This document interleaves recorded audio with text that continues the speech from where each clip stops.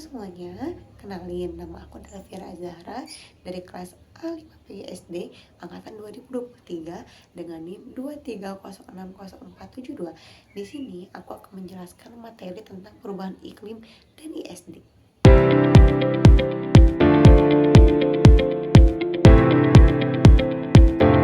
Apa sih perubahan iklim itu?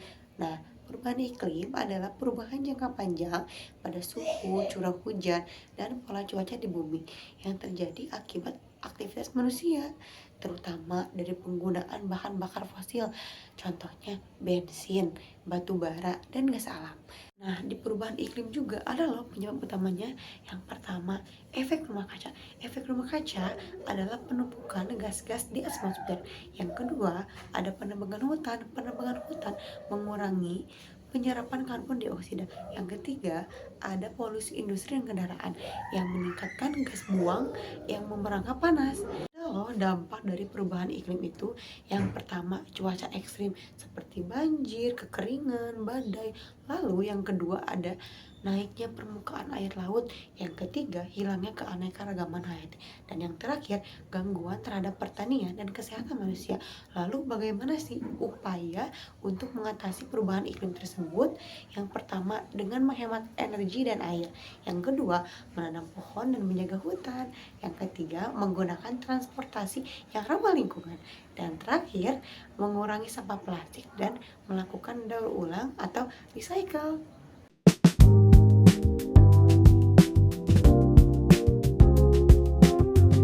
Nah, yang kedua ada ISD. Apa sih ISD itu? Education for Sustainable Development. Adalah pendidikan yang membantu peserta didik untuk memahami cara hidup selaras dengan lingkungan dengan mengambil keputusan yang bijak dan membangun masa depan yang berkelanjutan. Tujuannya untuk menumbuhkan kesadaran lingkungan dan tanggung jawab sosial.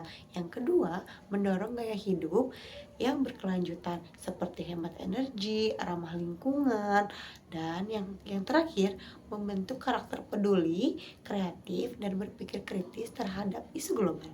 Bagaimana sih penerapannya di sekolah?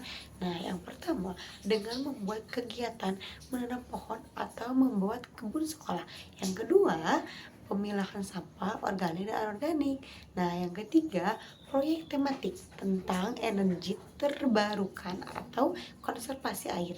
Nah, yang terakhir, menghubungkan mata pelajaran IPA, IPKN dengan isu lingkungan dan sosial. Nah, keterkaitan perubahan iklim dan ISD. Perubahan iklim menjadi isu utama di dalam ISD karena melalui pendidikan ini siswa dapat memahami penyebab dan dampak perubahan iklim, lalu mengembangkan sikap peduli lingkungan, dan yang terakhir melakukan aksi nyata untuk menjaga bumi secara berkelanjutan. Nah, mari kita selamatkan bumi dari diri kita sendiri dengan hemat energi dan mengurangi sampah plastik.